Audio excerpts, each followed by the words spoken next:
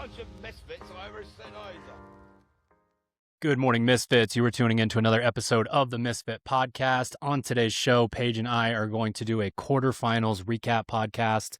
We're going to talk about the programming, maybe sprinkle in some anger about certain aspects of the season, but then we're going to do what we do. We're going to talk about, like, what do you do about when you run into roadblocks, when you have outlier workouts, when you have things that you need to improve on. We warned you before the open that all of the workouts were going to be medium duration, and we warned you before quarterfinals that all of the workouts were going to be short. Do we like it? Tune in to find out. But it is data and it is information that we can use to help Misfit Athletics athletes get better. Before we get into all of that, we're going to jump into a little bit of housekeeping, just reiterating what's coming up in programming. So the biggest thing here, you shouldn't be fast forwarding through the housekeeping, because if you want to do a semifinals prep peaking program, age group online, age group in person, individual online, you have to reach out to us directly. You can do that on Telegram, Instagram, email, coach@misfitathletics.com. Get in touch so we can let you know what your best course of action is. And we'll probably get you into one of the more private Telegram groups where we deliver the programming. So make sure you get in touch with us there. The bulk of people who are going to be doing an online prep program, we're actually going to talk about who should follow that and who shouldn't. Spoiler, it's not 2,000 people on the men's and women's side. Those people are starting sort of towards the end of April. I think it's like April 27th. If you are prepping for something like NorCal Classic, you get to start next week. How exciting is that? And then we've got, I'll bury one of the leads there for one of our shout outs. So this week on our programming is cherry picking week. Okay. There is a program. If you subscribe to GPP Hatchet Masters Pro affiliate, there is a program. It's just, you log in and you do your thing every day, like any other day throughout the year. But there's also PDFs of every other program and our benchmarks. And I'm giving the affiliate program to people who are competitive. Basically, what we're looking for is for you to either take extra rest days, take an affiliate class, go for a bike ride, a jog, or there's tons of people who they do all of this because they want to be doing it and they want to keep doing it. So when you log in and you see aerobic mixed machine, 15 minutes of rotating through machines, you can be like, I don't want to do that, or I want to do that at moderate intensity, or I want to bury myself in round one. You can all kiss my ass. Just do your thing, right? The flow chart that I took 30 seconds making with AI was, do I want to do it? Yes, do it. Do I not want to do it? No, choose something else. We gave you a lot of options. So some people commented, like, I know a lot of athletes, there's the type of athlete that, like, being able to choose stresses them out. Mm-hmm. That's actually a lot more athletes than I thought. Mm-hmm. The program's still there. Just log in, do it. Everything's going to be totally fine. Next week, Monday, April 6th, we are back to our regular off-season type schedule, 3 on, 1 off, 2 on, 1 off. And that is a preview week of off-season block 1. So it's basically like a layout of the mandatory work for everybody, whether you're going to choose strength bias, conditioning bias, or like a hybrid version of that. It is the sort of low to moderate volume version of that to get you ready, to sort of lead you into that and know how you're going to execute on certain things. One thing that's challenging about arriving at a program, whether you're new to Misfit Athletics or not, is like you have to figure some stuff out week one a lot of times when there's testing. So we're going to try to give you guys a little bit of runway and kind of ramp you back up to get you into that spot. And then the following week, what next week's podcast is going to be all about. Monday, April 13th is off-season block 1. That's where we are going to get into biased programming, strength bias, conditioning bias, or we'll do the little workshop on how to template out your hybrid version. So that's what we got going on for programming right now. Again, if you want to ask about semifinals prep, if you want to know whether you should be doing it or not, please reach out. This episode of the podcast, as well as all episodes of the podcast, are brought to you by Gorilla Mind. I have a new affinity for one of their products. I've gotten back into the road biking, going on kind of longer rides, and being able to just take 1 to 2 scoops of their intra and put it into my like road biking water bottle and have carbs, electrolytes, creatine all right there, easy, tastes good. It's like if Coca-Cola didn't own Gatorade. I don't think we're a large enough podcast where it matters if I slander Coca-Cola, but basically it's like scientifically proven ingredients in terms of the carbs and the electrolytes and the amino acids and stuff that they put in there. And again, it tastes good. So it's just nice to be able to have something like that. And like, I don't know, I used to use the Gatorade quite a bit, and like you can just taste kind of what's wrong with it. You can see it. Like that color orange is terrifying, or that color yellow is terrifying. And I just logged in to make sure that I knew about the ingredients and stuff. And if you subscribe and save, it's 36% off right now. And it will be even more when you use the code word Misfit. And then if a one-time purchase, it's 20% off if you want to go in and try it. And there's a lot of carbs in that jug. Because I'm more of a like one scoop kind of person, because I don't do a ton of volume, and they last me a really long time. And if you're the kind of person that needs a ton of carbs, well, then you're one of those people that has to spend a bunch of money on food. So gorillamind.com/misfit, or use the code word misfit at checkout and dig into the intra. And I have tried both flavors now, and I like both. I think I like the kiwi better. The cherry's a good change of pace, and you were spot on with the Tootsie Pop reference. Right? It's like exactly that. It's like a nostalgic. You like the second you drink it, you're like, I know this. What is this? Mm-hmm. One other thing I want to shout out that is pretty rare is I have remote coaching openings, which I don't make public very often. The reason I'm doing it right now is because post quarterfinals, we get a ton of applications. And what I will say is we'll talk about why you would or wouldn't want or need remote coaching later on in the episode. But I will say, if you're just like excited in the moment, I'm the best salesman ever. If you're just excited in the moment and then don't want to get to work and communicate really well and take videos and have these conversations, don't apply for it. It's a waste of your money. It's a waste of whoever the coach that you get assigned to. It's just not worth it, right? Get into the Telegram group, learn to ask the right questions and work hard in the program. Then if you feel like you end up really buying in, I would say apply later. If you are really serious about it and want to kind of level up, take your time on the application. A lot of people go in there and ask really odd questions about like macros. And it's like, I'm not exactly sure what's going on right now. Apply for remote coaching. Those openings will probably, if I had to guess, be gone at some point in May, roughly. So that is in the link in bio on our Instagram and just on our website, misfitathletics.com. All right. Last but definitely not least are the quarterfinals shout outs. I have to say something. I'm gonna let Paige run with it in a minute here, but the community right now reminds me of early days Misfit Athletics, and I love it. This version, the internet right now, the way that it's constructed, Instagram and the attention economy and its YouTube shorts and all this stuff does not work for my brain. I am a boomer in that right. I can't stand it. Like if I stop doing what I do professionally, you probably would not see me anywhere. I would see what it's like out there as like a human in the world. But that like message board vibe 2010, like that is my speed because I feel a connection with people. You can read it when you want to read it. You don't have to be just so ready every second to do that. And the way that you guys are communicating with one another, giving each other tips, building each other up, like a little bit of that like locker room, like jabbing each other once you know that the person can handle it. Like I love that. And we will continue to foster that community, and just really exciting. But my specific shout out is to the Misfit Masters crew. We have 8 to 10 athletes right now that are following semifinals prep. They started a few weeks ago. They had to jump off of semifinals prep during a higher volume period, do quarterfinals. They got to jump back on either Thursday or Friday. They got Hell Week next week. They're just getting after it, and they crushed quarterfinals. So fun. Justin, Kelly, Kenzie, Adrian, Ashley, Missy, Tony, Katie. I'm just very grateful that the people that we are trying to go above and beyond for and pouring into are doing the 50-50 agreement thing, putting in the work.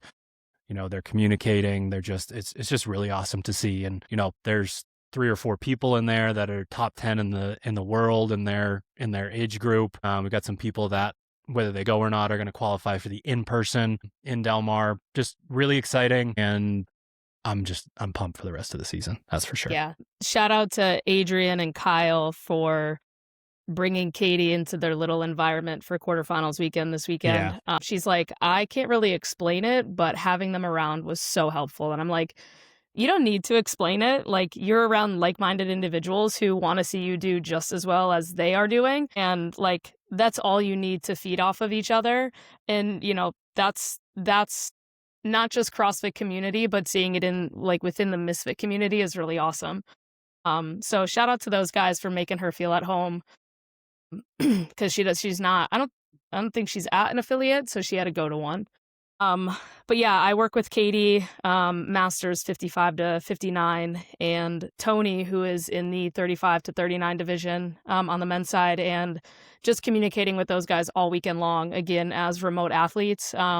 Not only excited for them to continue in the semifinals route, but all of my athletes, I work with 7 total, and just the communication that they have been willing to put forward throughout the weekend, and, you know, very responsive, managing their stress, you know, all the highs and lows that come with semifinals. Like, it was just a lot of fun. And as someone who's like managing my own stress, still being able to balance that and have them, you know, get upset, but also stay in it is inspiring to me. Like, it's like, all right, well, absolutely. if you guys are going to go stay in it, so am I. So I'm going to lock back in. So, you know, shout out to, I'm going to say all my remote athletes. And, you know, it's just that's just the camaraderie that I've really wanted to foster with mine and just give them the attention that they deserve. Absolutely. All right. Quarterfinals recap. So the first thing that comes to mind here with quarterfinals, when we're speaking from a macro perspective, are the different sort of subsections of people who are doing it. And if we start at the top, I'm looking at the leaderboard right now. I see 5 minutes, 6 minutes, 4 minutes, 9 minutes. The word broad, no hyperbole. Here comes the rant. What is the word broad? Definition. What is broad? Covering a large number and wide scope of subjects or areas. Broad times and modal domains. And again, we told you guys, the Open's medium workouts and quarterfinals are short workouts.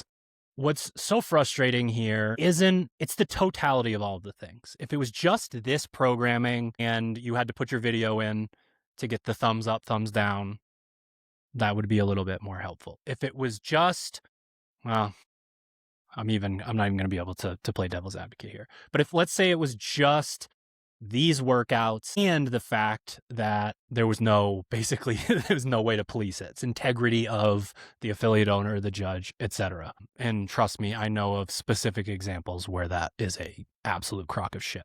Shame on you, anyone I think there are people who are secretly shitty that go, well, everyone else is going to do it, so I might as well. And it's like, no, you are everyone else. You are that person.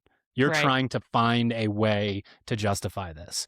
If it was just those things, and then there was a very clear way to advance to semifinals, to the in-person semifinals, and then make it to the CrossFit Games, there'd probably be less of a rant.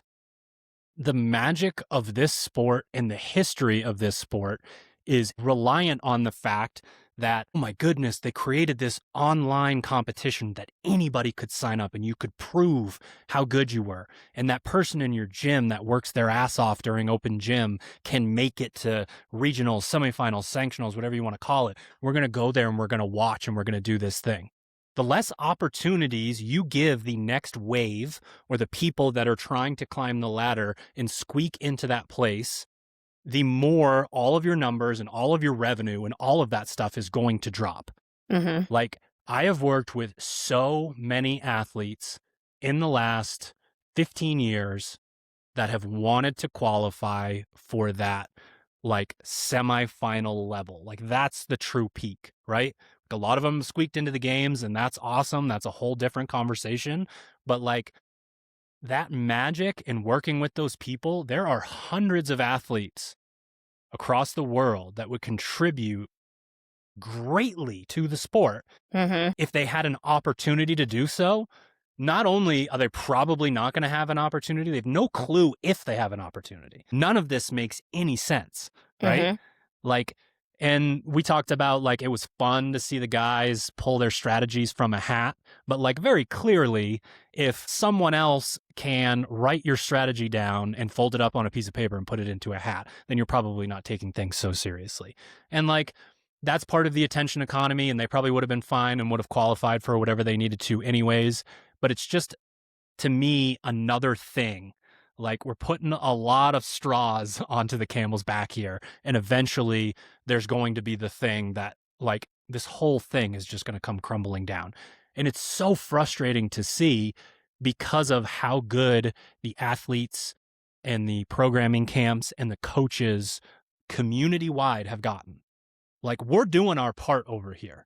The coaches, the athletes, the program, all these people, we are doing our part. We are putting our contributions in. And then it's like, well, I guess we found out that people liked quarterfinals, so we'll put it back in, but we're going to write these workouts for quarterfinals, which again, we don't need to broad time and modal domains. Like I'm not so sure we're hammering that. We went like, they're talking about maybe a continuation of the open into quarterfinals. And they're like, how's this for a continuation? Let's do the same movements. The last thing that you did, bam, is the first thing that you did. Fantastic. So all of it together is a problem. The athletes, what I said to you before we started, the athletes, 500 to 2,000, etc. These were fine, right? Yeah. Because you had the outlier workouts, then the time domains kind of spread out a little bit. But man, it feels like a lack of effort. That's really what it feels like. I feel like that excitement of like those that are on the bubble, I feel like that's kind of translated over into age groups more than anything. I'm like, I have like, like someone like Tony who was like, not sure if he's going to make semifinals and he's sitting comfortably in it. And now he's super excited about it. I feel like that excitement for it is in the age groups. It's just that the age groups don't get as much attention, Well, and what's great here is we have multiple athletes that didn't qualify for age group that qualified for individual. Like, could you guys have done some math? Like that's part of what we're going to get into in the podcast here. Like if you're 1,500th to 2,000th, do not prep for semifinals.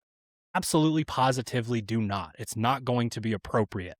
Like the age group one is going to be appropriate. Prep for that and simulate it. Yeah. That one is going to be appropriate for you. So it's just the way that, you know what this year feels like to me? It feels like we don't quite know what to do. And we're going to try to fix it. And we'll on get the to fly. you. We'll let you know in a few years or something like that. You know? Okay. Man, I don't get it. And there are positives to this. Like the Misfit community really dug into this. Mm-hmm. Like the chatter was great, strategies, people talking through all of it. Like it was a good experience, but so much of the effort was brought on by the people executing it. Yeah. And it just didn't feel like that was the case there. Like event 3, looking at this leaderboard for event 3 is crazy, right? Like Colton tripped once and he got 62nd because he was 421 instead of whatever. Like 20 seconds away from being top 10. Mm-hmm. Just everyone is just jammed together in that because that is not a test worthy of a high level athlete. It just isn't. It absolutely is not. So I don't know, man. I don't know what they're doing. I don't understand what they're doing. I don't understand what they're trying to do. Maybe they just don't know what to do. And this is like the byproduct of that. But it's incredibly frustrating. And honestly, they're lucky that people care about this so much. Yeah. I mean, get like second chance, third chance, fourth chance, fifth chance. Like, yeah. I'm curious. Like, I had to go to another affiliate to do my workouts and they were super accommodating. But I'm like, these were all very affiliate appropriate workouts, Like, I see that side of it. But I don't know. I miss the old one. Old quarterfinals. Give me a 165 clean and jerk and make me do it a lot of times. Here's a question. Do we have a solution? What do we want? Like, because that is one thing that it's a huge pet peeve of mine. Can't stand like on a professional level, when people complain and aren't really interested in a solution, they like to complain. They like to be negative. I am so immersed in the day-to-day of how do we help the athletes get better? What information can we give them, that it can be challenging to take a step back and be like, what is the actual solution here?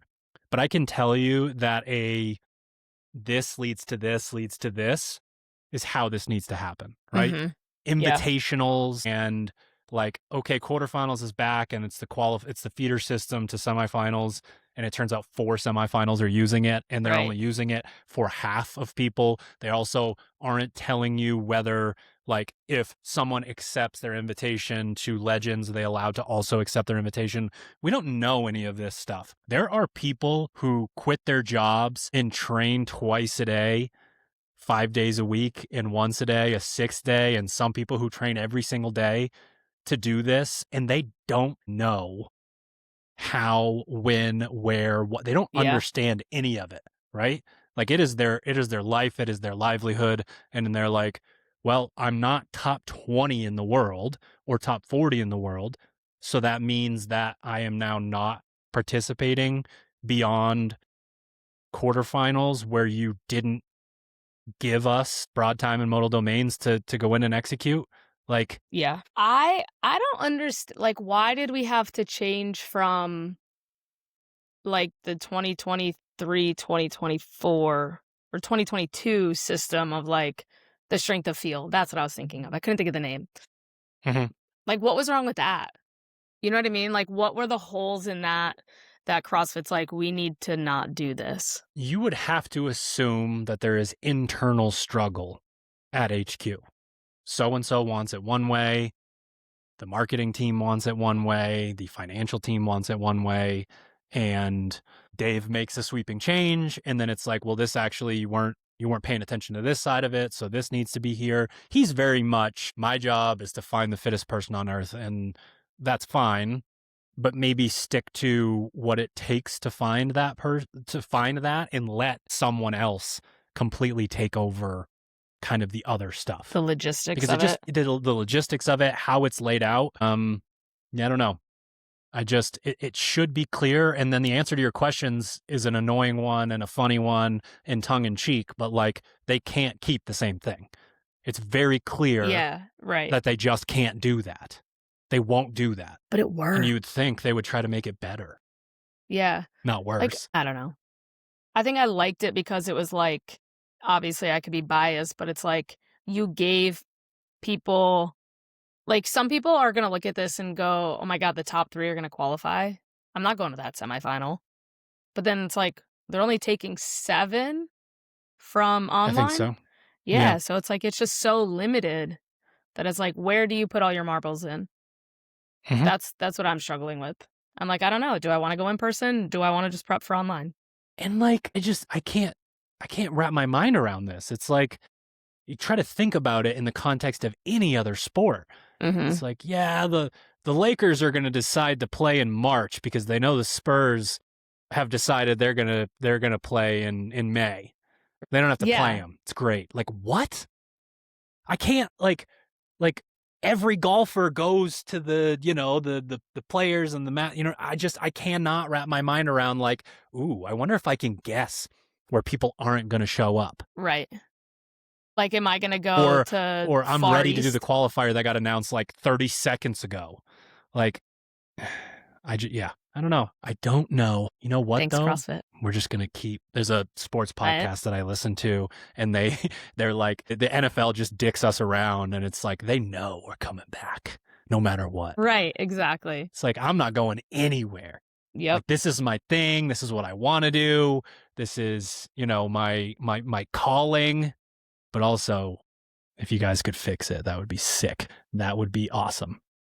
All right. So here's the question, the bigger macro question when someone leaves a competition like this, where you were asked to level up. In event 1, you were asked to push pretty damn hard. In event 2, you had high volume of some real movements that got pretty annoying.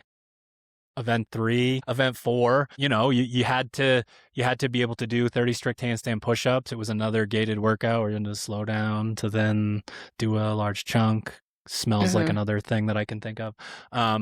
So there was still enough data for you to figure out probably where you need to go, right? It's rare that an intermediate level athlete doesn't have an outlier. They do exist. I always type in all the names, and for some reason the search by athlete thing always breaks. But I do type in the misfit names and I go in, and there's a couple people who are like 250th-ish across all 4. And it's like, salute, keep working. Put your head down and keep working. But a lot of them where you search, they're right in line with a lot of the scores, and then there's something there. And you need to bias your program moving forward if you're not prepping for semifinals. And not only do you need to do that, you need to let that bias breathe. There has to be space around it for it to actually work and take hold, right? It's why we can't and don't bias specifically during competition prep closer to a season, because we need that fitness level to be as high as possible. That's honestly one of the simplest forms of programming. It's when an athlete needs to get better at specific things, and they don't realize how much interference they're running on getting better at that thing by doing all of the other stuff that they're doing. And it is so individualized that we try to do the strength bias track, conditioning bias track, and then there's obviously the remote coaching side of things.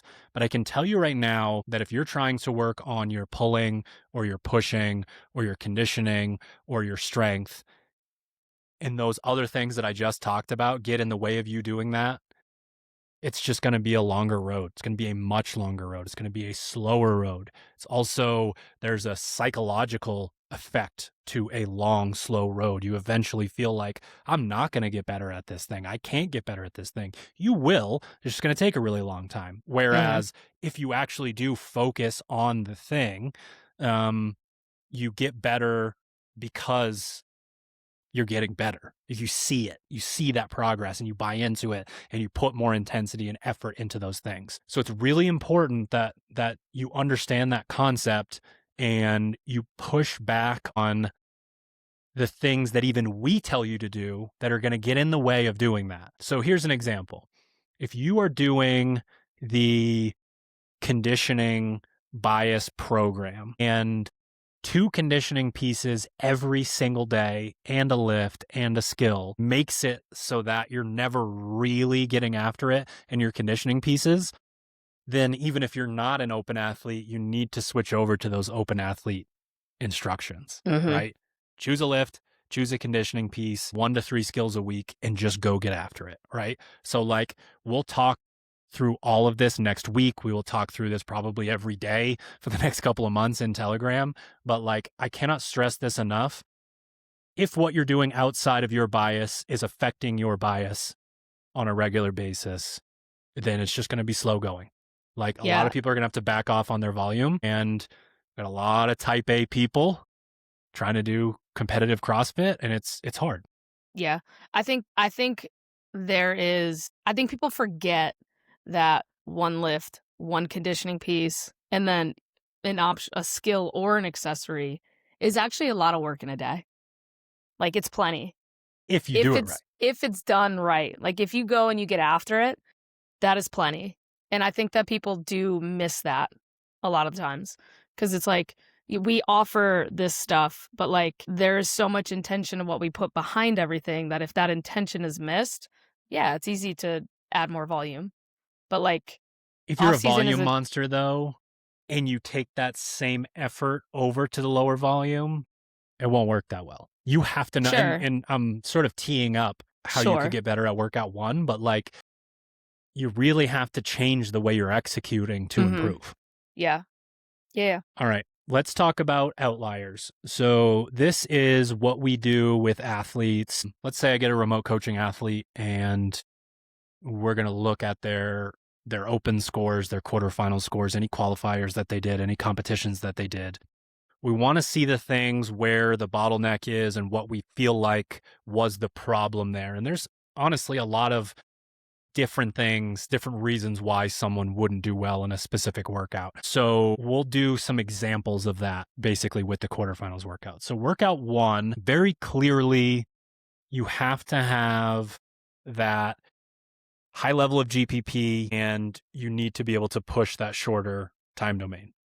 But what we just talked about with that level of intensity, with that gross, like, I'm not going to recover for 40 minutes type execution. If you don't do that, you don't know how to do that. You don't know what it feels like. You don't know what it feels like to be a little bit too far behind the line. You don't know what it feels like to be over the line. And that's a problem, right? Like that's what this workout was designed to do. You were supposed to pace it so that they looked similar with that 1 minute rest in between. And how many people fell off a cliff either, oh no, I can't do that burpee speed again, or I just barely eked out that burpee speed again. And then the overhead squats were a real problem. And Right. I also saw like you guys are, and I only do this because you guys are so much fitter than me and I'm jealous, but you fucking narps, my God, those shuttle runs on the back half were hilarious. It's so bad. Oh my goodness. They're so bad.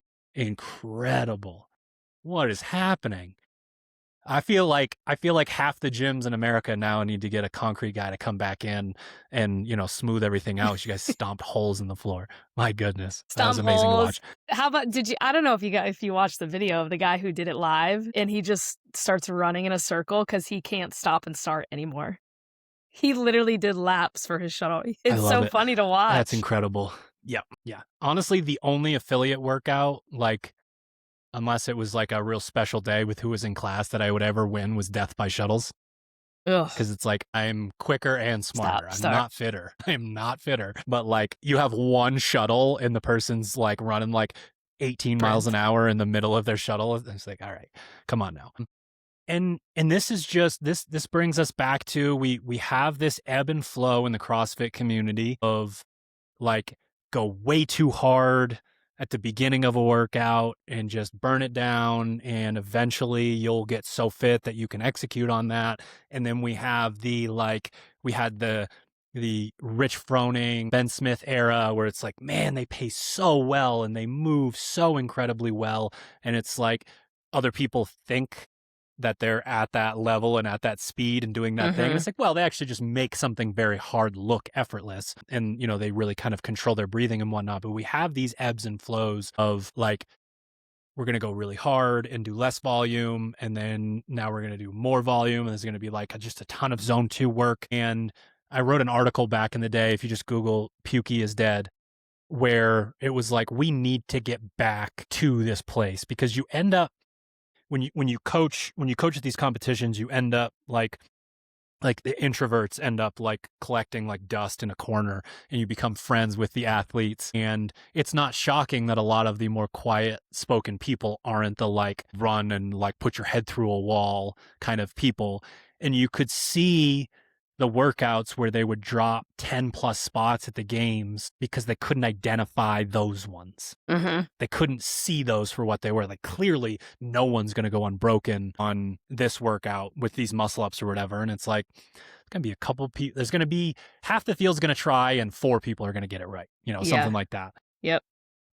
So you have to know when to go there and what it feels like. And if you don't do that, if you don't learn how to do that, you're going to mistake pretty good effort for like your top effort. And it's just never going to cut it. That's a whole minute in that workout.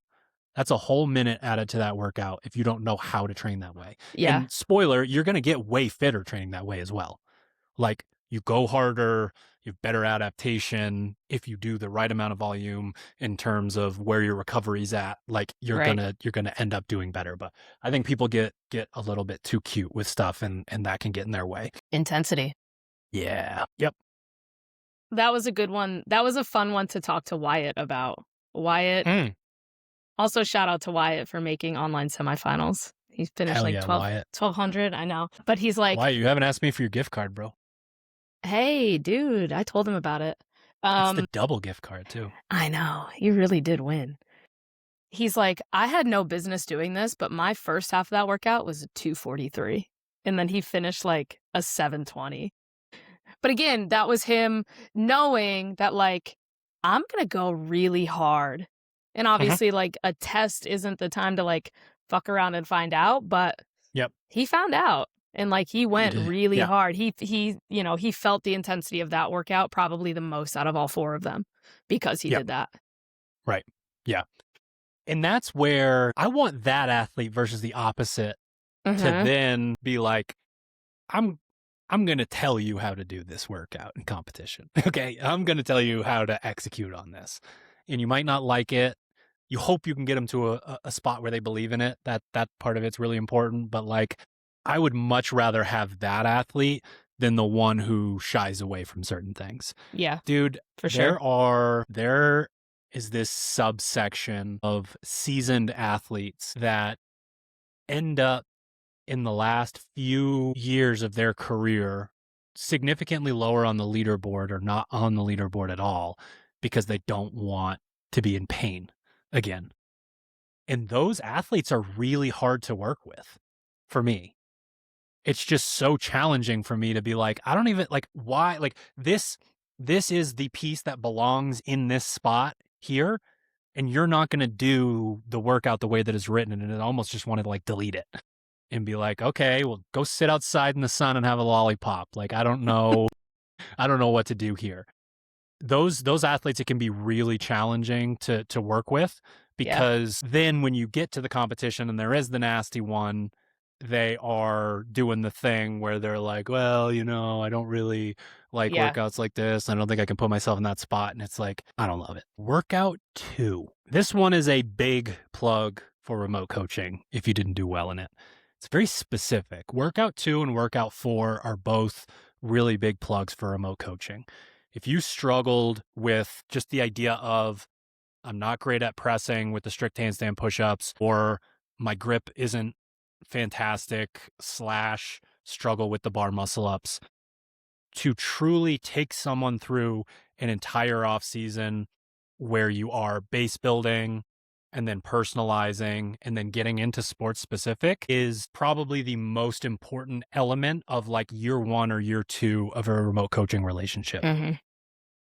And I wish that there was enough time in the day and it was possible, but you guys would be talking about like, there'd be like 14 groups per phase on Telegram of like, are you following program J7, B19?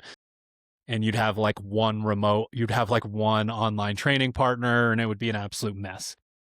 So it's one of those things where you need to do the kind of slower, boring stuff. You got to do your dead hangs and your handstand holds. You've got to do your hand over hand sled pulls and your, ring rows and barbell rows. And you got to do your, tempo, descent, strict, chest to bar pull. There's just those things, and building them to specifically work for a specific athlete can be challenging. It is absolutely possible to do it on your own, but it's a lot harder. It's a lot harder to go in and execute on something like that. Yeah, especially if you're that type of athlete that likes to be told what to do. Like, like we talked about having this, like, having a little less structured through this time because we're giving you guys the chance to cherry pick. But like, I still I know my athletes are going to be like, what should I do?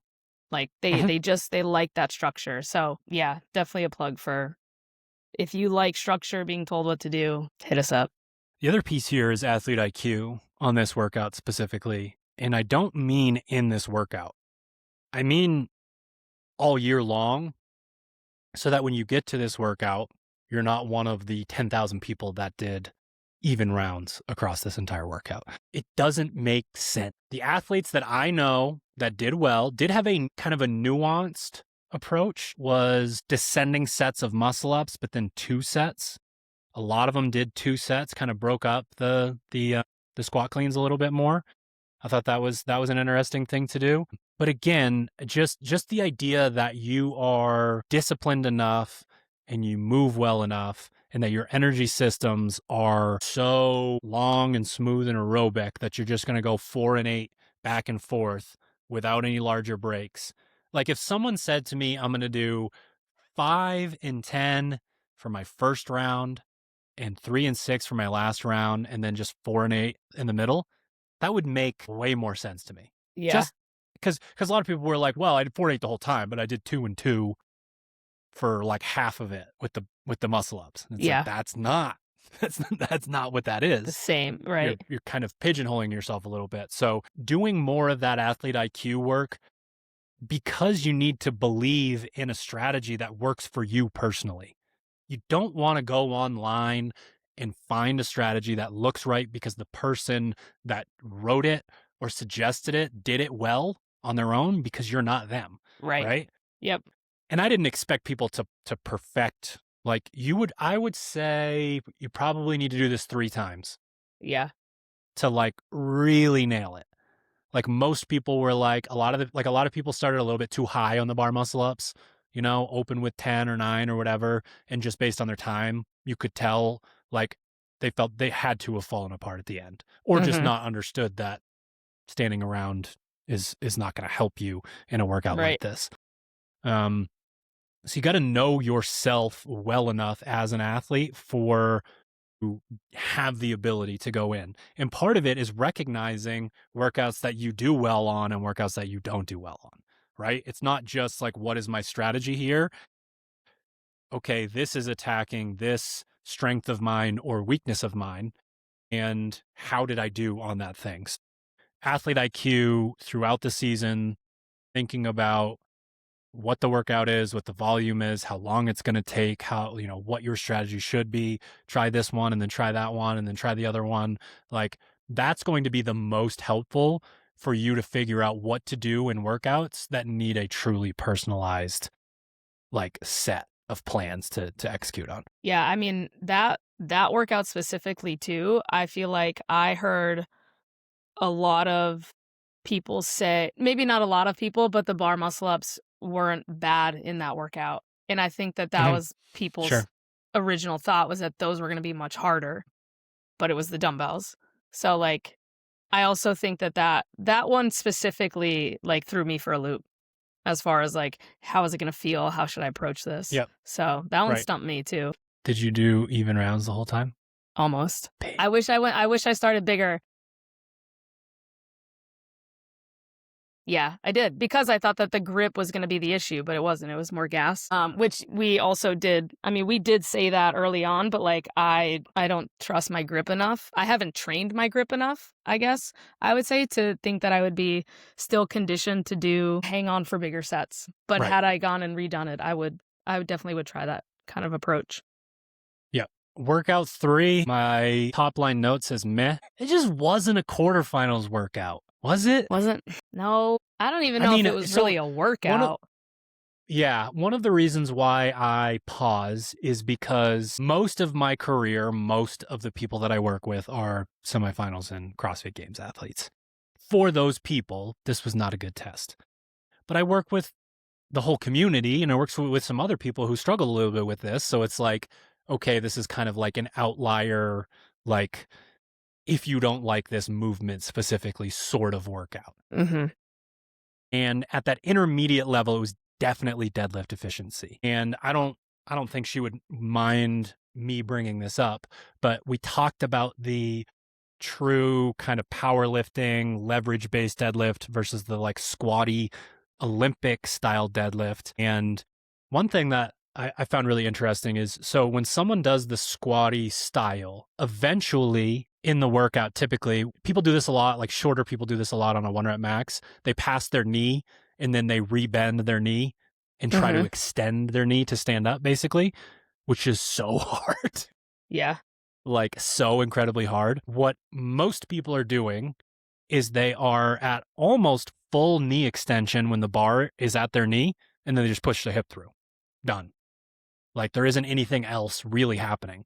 We have, 2 systems of levers at play. You're not really doing anything at that point if you're doing it right.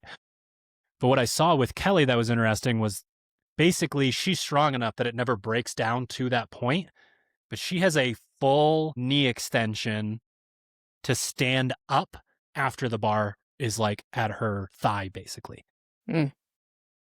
And she's really strong and really good with barbells. Don't matter. like Yeah. that mechanical disadvantage. So that was like a hybrid version that I hadn't seen before, where you're really not understanding that you need to get, when you're at the knee, it's done. Hips through, Yeah. movement's over. There is no standing up at that point. Yeah. So it almost felt like an easier way to explain, at least in an audio format, like how that could happen, how you could get yourself into that spot. And again, it's that person who is halfway up their thigh and their knees are still bent and they have to stand the bar up. So deadlift efficiency was intermediate. And then, of course, like the novice athlete, like 72% of novice athletes despise double unders. The NARPs. Very gassy. The NARPs do not love to see a double under coming. It's a bit of an issue there. But yeah, this one's work on your double unders and understanding deadlifts can make you like 40% better at them. Like if you don't get it and you're moving yourself through that pattern, it's going to fall apart regardless of how strong and fit you are. Yeah. You wanted me to send, I mean, we talked about sending like a good one and a bad one. And I was like, yeah, I actually don't know how to do this. Yeah, Paige couldn't do the bad one. Squatty. Yeah. Yeah. Yep. I had a hard time visualizing it. It's because it's when you understand how to deadlift, it's like extremely counterintuitive. Yeah, right. It's like, well, I got my knees out of the way and could just push my hips through. You want me to rebend them and then stand up? Like, why would I do that? It's like, well, that's what you do in a clean. Right, exactly. Right? Yeah. Yep. Yeah. All right. Workout number 4. We already addressed this. Just another plug for remote coaching. I will say this one is very black and white for me on the men's side. I think that your fingers should be pointing out. I think you should be close as hell to the wall. And I think your head should move up and down, not to a tripod position. I apologize to any gymnasts that are listening to this podcast, as Glassman would say. Don't care about the tripod position. Couldn't give a fuck. Just watch the people that are good at them. They don't do that. They don't go back behind their hands and then like rock their head through, because it eventually turns into the human Pez dispenser. Like the head goes back because you have to try to recruit more of the anterior side. And it's a mess. It's a ton of time under tension. It's just like when you get good at them, I call them elbow bends. That's what they feel like. You don't really feel like you're doing a whole lot because the range of motion, like if you were to take a barbell and put it all the way up here, it's like that's all I'm doing in this position. So if you get a little bit of rebound from going full like neck trampoline on them and not doing the negative that way, I know that can be unfair. There's a gray area on the women's side. If you haven't developed the ability to do that, it's insane for me to tell you to do that if you can't. But you need to develop it. It needs to be the end goal that we're looking for here. Like I've had multiple athletes that I work with that were decent at strict handstand pushups. And we worked on that style for like a month, and then they're sending me like a set of 30. So again, like CrossFit is riddled, the sport of CrossFit is riddled with movements that need to be adapted from the gymnastics space to competitive CrossFit space. And if you want to watch someone who's really good at them and they're just up and down, most of them aren't in that fingers pointed towards the wall position, because that makes it so that you typically have to be a little bit further off the wall. And that is going to make it so that you're pressing at that angle, which is more challenging than being able to kind of press yourself straight up and down. So that is something that can be fixed over a longer period of time. That might be the most frustrating one. I feel like you need the most patience for. You really do. The positions, the like rib cage being stacked. Like there's just a lot that goes into it, you know? If you've got an ego, you don't stand a chance getting better at something like that. Yep. That's actually a good way to put it. Well, I have this list of, so there's a course that I'm taking and they want me to do 100 pieces of content in 100 days, which sounds like my own personal hell, talking to my phone 100 days in a row, I might perish. You might just see me wilt away and blow like a leaf through the wind, and then that was the last you ever saw of me if I do take on this challenge. But I'm making a list to try to be like, okay, what the hell would I talk about? Yeah. And like the ego gets in the way. The athletes that have that thing, they can't ever get better at it because the plan requires them to like work through like a step-by-step thing. And then you just see them in the corner and they got 110% on their back squat and they fail it again and they don't want to talk to you for 3 days. Like it's just rinse and repeat. So yeah, man, that one's really, that's how I personally feel about pulling. Okay. Like is this just the like pulling versus pressing thing? Like for me, it's pressing all day. And what's really frustrating for me on the pulling side is I have that speed and then poof, just gone. Like I'll do 10 strict pull-ups in a row, fastest ones, west of the Mississippi, and then there's no 11th. What are you doing? And I'm like, I promise you, I tried to do that 11th rep. But it is incredibly frustrating because you do the thing and you see the progress and then we slap it back under intensity and it's not where you want it to be and it's really challenging. So that would definitely be that level of patience is like, that one's big. Really, if you're a coach and you're trying to help an athlete with that, you have to have a high level of trust. You have to be like, this is a surrender to like, I am your strict handstand push-up, higher power, have faith, blind faith, and like execute for 9 months and then we can talk. Yeah. I will say too, I think that's one that needs the least amount of interference if you want it to like successfully. I don't even want the wind blowing. Improve. Yeah, exactly. Like nothing around it, nothing before it. Yeah, I'll speak from experience with that too. Like pressing is not my thing and it's taken a lot of years to get it even to where it is now. And still like there's a lot of room for improvement. Yep. The buy-in was weird because it was not the same for all levels. Like I actually thought it was cool to see all of the, like I'm looking at the men's leaderboard right now and there were like 20 people under 10 minutes. That's awesome. That's really cool. That's like very impressive. And you had to, if you were at that level, this was one of the ones where it was kind of flipped. If you were at that level, you were given permission to kind of get after it and see how much time you could buy going into that. Because I would assume that we're looking at 1 to 3 sets for all of those guys. Somewhere in that range, probably mostly 1 to 2. Yeah, that's what I'm thinking. Which is cool to see if you're going to go out there and do, a 7-minute 2K and a 90-second grace or something like that. Crazy to think that like the hard thing used to be like 30 kipping handstand push-ups in place of that. And now it's 30 Would have been a better workout. Like... Would you keep it just for time or would you make it like an AMRAP? Yeah. For time? Well, no, I won't. I will There's not a lot of rowing. back down to a spot where I'm saying that I would like just make these minor tweaks to these workouts. I'd throw most of them in the trash can, especially in relation to one another. 3 of the workouts were fine, but not really together. They weren't. So yeah, it puts your ability to execute and end up in an okay spot after roughly 10 minutes of work is a huge magnifying glass on GPP. Have you been doing your zone 2? Can you clear waist on the rower? Have you done enough of that movement that the pulling doesn't have like a huge effect on your pressing? Movement efficiency is huge. I saw a lot of people out there doing a push press on Grace that didn't end up doing that well with the handstand push-up. Stuff like that is like kind of confusing, not sure what's going on there. So movement efficiency is a big part of it. But it was just a weird workout because so many people were scared of the buy-in.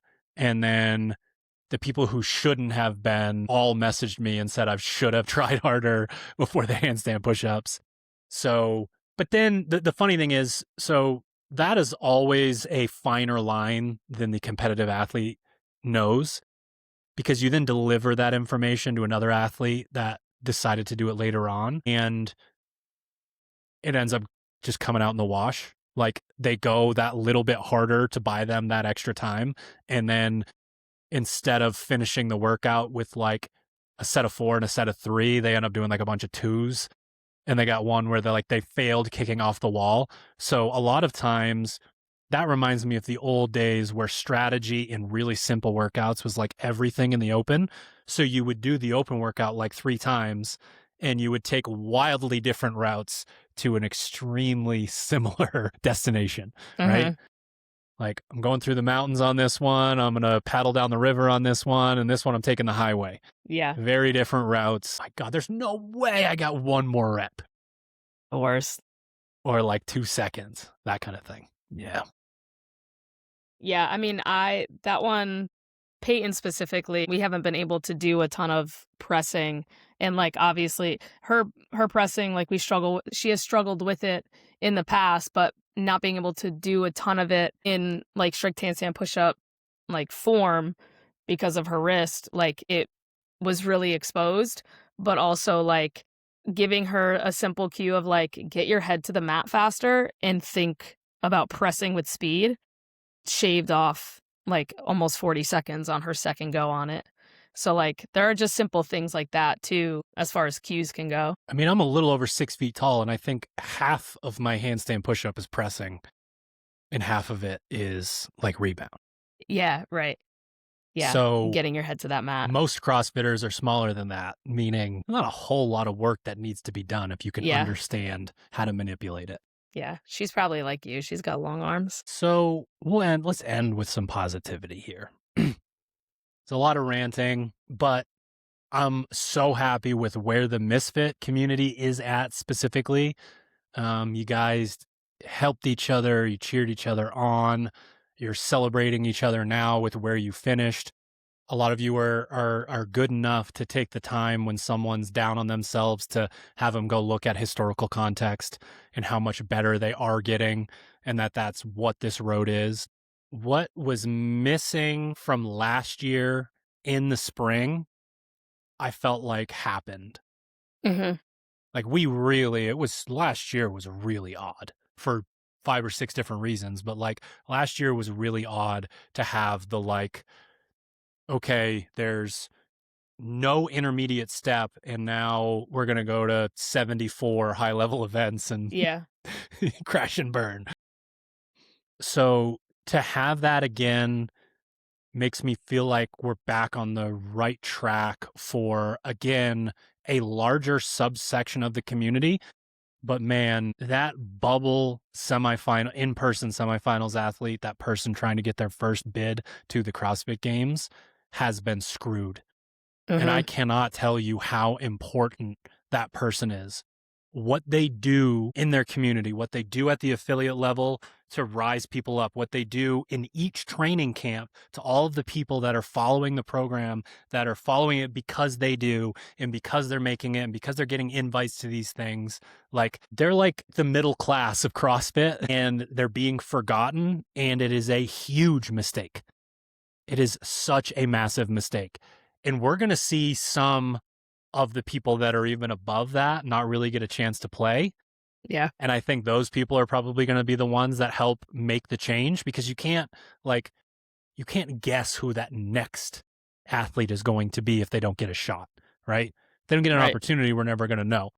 So there's going to be a few athletes who are like very clearly should be part of the system that aren't, that will help put a magnifying glass on it. But to all of those people that are out there, I genuinely feel bad for you, because you might have done everything right this year. Right. And you will not get an opportunity to show it off. And that's such a fucking bummer. I hope that it Did we end on a positive note? What did I do there? You kind of did. I do like, regardless of what the workouts were, I can still speak to like, there's excitement coming out of it as far as like knowing what athletes want to work on and need to work on. Like, so I think for those that like have quarterfinals be their Super Bowl, like I think it did its job in that sense of like, all right, I know what I'm going to do in the off season. Like, it's given direction, and I like that. I like when there's structure that's easy to see. Yep. That's fair. All right, we're going to end it on definitely a more fun note. Coaches are people too. Paige, do you want to go first, or do you want me to go first? I'll go first. It's all about my tiny little humans again. Hell yeah. We did a little Easter weekend. So I did quarterfinals at a different gym here because we're not an affiliate. But I got to break that up with some Easter bunny, like Easter eggs, go get some candy, go get some ice cream with the kids. And so just family time, you know? My mom came. Love that. Yeah, I was Cool. sat on. Nice. Yeah, I was sat on Friday, and she knew that, and she drove 2 hours to watch me work out for 8 minutes, and then course she she went did. home because she had to take She's my the aunt to goat. bingo. I know, she is the Yep. goat. So she You definitely know, I deserves don't think it. I've ever told you this, but there was a stretch where I was like a little bit intimidated by your mom Joanne? because I didn't get to spend any time with her because of just where and when I would need to be. I'd have to be at this region and I'd have to be over here during this other athlete's thing. And she just brought the heat and the energy to like every conversation. Mhm. And then I would say in the last like 3 years or so, like I've got to watch a lot of CrossFit with her, and like Yeah. she's a great conversationalist. But there was definitely like a stretch where I was like, whoa, like maybe she's like super intense. Not at all. She's just the No, not at all. best. But yeah, I love she is her. the best. She She's awesome. deserves. I definitely don't put it out there a whole ton, but she's my backbone. That's for sure. Yeah, I've met a lot of incredible people, a lot of supportive people over the years. And not only is she on the Rushmore, she might be she might be the top one. Because unfortunately, we get the exact opposite examples from some people True. that are around. So when you cross paths with somebody that's like that, it's pretty awesome. Yeah, she's a standout. Okay, this one, I don't want to offend. Well, that's not true. I don't really care if I offend you with this. So I live in a very typical suburban neighborhood, affluent community in Grand Junction, Colorado. We're renting a house right now while our house is being built. And growing up as a teenage boy in Maine and also in suburbia, you kind of chose your outlet was either drugs or vandalism. And yeah. And the most of the guys listening to this podcast don't know exactly what I'm talking about. And your levels of each, there's a spectrum. But I chose the vandalism crowd. They were much more interesting to me. The drug crew were the like kids in the honors classes that pretended they had to like put on the facade of the like, the popular kid vibe. And I played sports with them and everything, but there was a fakeness to them. And then on the other side of the tracks were my friends who coaches and like principals used to be like, what are you doing with these people? I'm like, you want me over there doing drugs with Johnny? Like, come on. We're just lighting stuff on fire in a parking lot. It's not a big deal. But that part of me is being stoked because like almost every house in this neighborhood, and there are hundreds of houses, have signs about your dog peeing or pooping on their lawn. And a lot of them say, you're on camera. If I lived in this neighborhood while I was a teenager, there would be poop everywhere. I would get every poop bag in the woods and I would put it all. It's just like, it's like peak privilege that like your number one problem is a dog. Like my dog can't piss on your lawn. Like if we're taking a walk and the dog like lifts their leg and is pee, it's pee. What am I going to do? Right. I don't know what the deal is. I can't wrap my mind around it. I'm like, I need to round up some hoodlums. I gotta go find my people and just be like, all right, let's get the slingshot going. Maybe I've watched Trailer Park Boys too many times, but I don't know. You guys tell me. I need in Telegram. I need you guys to let me know. Hey, do you have one of those signs? If you do, man, you got a lot of explain. I don't understand. Like how much poop is on your lawn that is not related to you that you have to find a sign to put out there and point a camera at it. I can't. I don't understand. You guys tell me if I'm crazy, if it gets so bad, if your life is so hard that there's a turd on your lawn and you just can't handle it. Yeah, I don't know. Every time I go for a walk, there's more of them. There's more of the signs. I don't know if it's like groupthink. There's like two, because everyone had one of those angry people in their neighborhood. You know what I mean? Listen, But I like think you're gonna everyone, there's gonna be another shirt about this. You're gonna be like, I don't know. I'm gonna You're gonna find a way create for that. something. I'm gonna create a shirt that is the opposite of that. Exactly. That's what I Just says mean. piss and shit on my lawn whenever you'd like. We're gonna workshop that a little bit. There's no cameras here. Do whatever you want on my lawn. I don't know. That to me is just peak. Like, you guys need bigger problems. Like, this is nuts. Welcome to handle it. Drew's Ranting Podcast Yeah. 2026. I feel pretty good about it. I'm glad it's out of your system. I don't like people that are like haters all the time and putting the negative energy out into the world. Like, those are the people that don't want the solutions. Like, I truly do want all of this to be better. I truly hope that you don't have so much shit on your lawn that it ruins your day. But man, every once in a while, it just boils over and we got to talk about it. It's fair. Did we do it? We did it.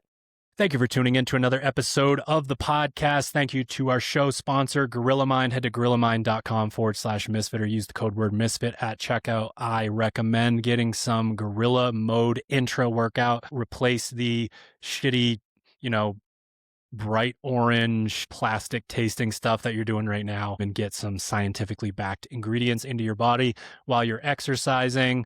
There are some remote coaching openings. You can find the application for that at the link in bio, on our Instagram, or at misfitathletics.com. Off-season block 1 starts Monday, April 13th.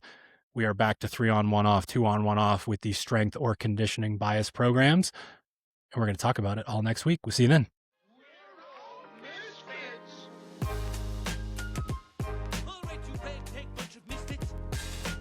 You're a scrappy little misfit, just like me. Biggest bunch of misfits I ever set eyes on.